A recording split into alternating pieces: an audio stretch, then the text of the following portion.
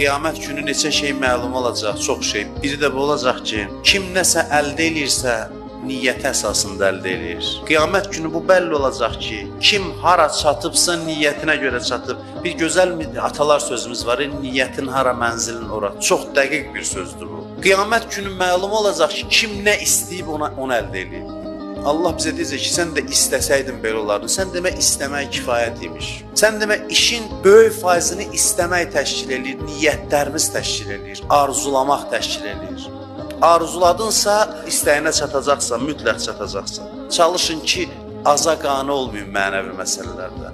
Kim aza qane oldusa süqut eləyir. Yuxarı baxanlar, daha artığını istəyənlər tərəqqi eləyir, inkişaf eləyir. Aza qane olmaq dayanmaq deməkdir, hərəkətdən qalmaq deməkdir. Yuxarı baxmaq həm də adamı təvazökar eləyir. İndiki halımdan daha yaxşısı var, bu məntiqlə əməl eləyir. Daha yaxşıya can atdıqca insan indiki halından narazı qalır və bu